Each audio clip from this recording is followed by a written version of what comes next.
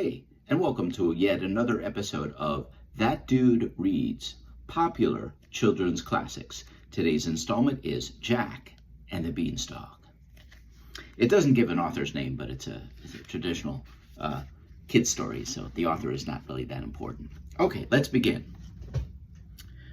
Once upon a time, in a little village, far, far away, there was a boy named Jack. He lived in a tiny cottage with his mother. They were very poor, but Jack loved his mother dearly, and they worked hard every day to make ends meet. Oh, isn't that heartwarming? Their only possession was an old cow. That's pretty derogatory to some old woman. Oh, it's a literal cow. This is the cow, I guess. Okay. That Jack milked every morning. After gathering the day's milk, he and his mother would head to the market and sell the milk. Then they would buy food with their earnings. Wow, you wouldn't think the cow would produce that much milk, that they could really, get enough to buy food, but maybe milk was scarce in that part of the world. I don't know. I didn't live there. All right, anyway, one day the tired old cow couldn't give any more milk. Oh, that's a tragedy. Oh no, what are we going to do? Without any money or food, Jack and his mother had no choice but to sell their poor cow. That is a sorry state of affairs. Jack's mother asked him to take the cow to the market and sell her to the highest bidder. Is really going to be a bidding war about an old cow? I don't think so. Jack was sad to have to get rid of their beloved friend, but he did as his mother told him, because he was a dutiful son, of course. On his way to the market, Jack passed a butcher shop. When he saw Jack, the butcher rushed out of his shop. "Well, hello there, Jack." "How much for the cow?" asked the butcher politely. Really? How much for the cow? And he's gonna obviously butcher the poor cow, but he did it politely. So that absolves him of any guilt, right? Anyway, Jack shrugged. "As much as I can get," he said. "My mother and I need money to buy food." It's not like the butcher cares. The butcher reached into his pocket and pulled out 5 beans. "What if I trade you these magic beans instead?" he said. "Plant these beans and I guarantee you'll have all the money you'll ever need by morning." Well, that sounds like a far-fetched tale. Look at these beans too. They look more like jelly beans than actual beans. Why are they bright green? What kind of crop are these going to produce? Oh, but they're magic beans. Excuse me. Curious, Jack accepted the offer and hurried home to tell his mother. When he showed the beans to his mother, she was furious. Not a bean fan. She was furious. "God damn you. That cow was all we had," she shouted. "You traded her for these worthless beans?" With that, she tossed the beans out the window and sent Jack to bed without supper.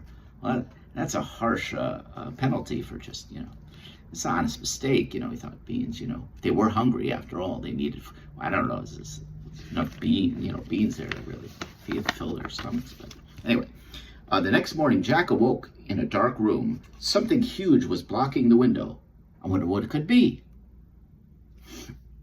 He got out of bed and discovered that a giant beanstalk had grown in the spot where his mother had thrown the beans. Wow, without water and without sunlight, the thing grew? Okay. He dressed quickly and rushed outside to inspect the mighty plant. He could see no end to the beanstalk, so Jack decided to climb it to see how high it reached, of course. Strange foreign plant grown from magic beans. I'm going to climb it because I'm a thrill seeker. Anyway, he climbed up, and was soon surrounded by clouds. His cottage was nothing more than a tiny speck. Well, a tiny speck is a small dot for those following at home. There was no turning back now. He bravely climbed higher and higher until he reached the very top of the stalk. Ooh, now the story is really getting exciting. At the top, Jack hopped down onto a cloudy floor. The first thing he saw was a great castle, adorned in gold and jewels. Wow. Nice. The castle was so big that Jack figured it must belong to a giant. Of course, I would make that logical assumption too. big castle? Obviously, a giant is living there. Makes sense. Anyway, a very rich giant. Okay. What do you do, a financial background check on the man? Jack hopped off the table with his treasure and scurried down toward the floor. It was only a crack, and he just barely managed to squeeze through. Just as he neared the beanstalk, oh wait. So Jack basically took the guy's gold, his treasure? Wow. And wait a minute. So this plant grew overnight and suddenly it led up to this giant. And the guy who sold him the beans knew that this was going to be the path of the beanstalk wherever it grew. It was going to lead up to this giant who had a massive fortune. And the guy who sold him the beans knew the trajectory of the beanstalk and what would happen later. It's a little far-fetched.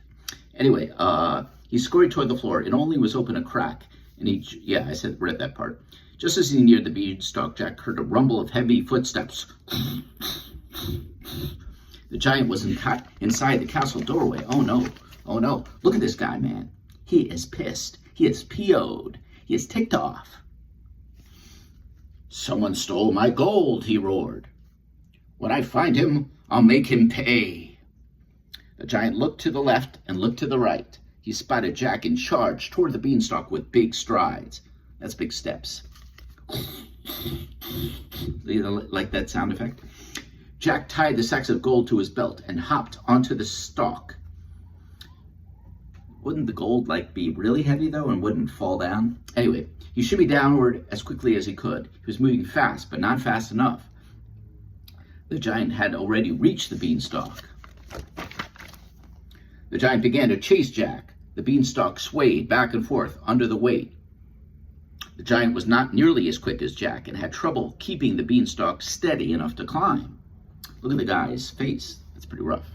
Jack was very nimble. Jack be nimble and Jack be quick. And easily scaled the rest of the way down. Jack hopped off the beanstalk and ran straight into the house to grab an axe. Of course they have an axe in the house, as everyone does. I carry a spare axe, don't you?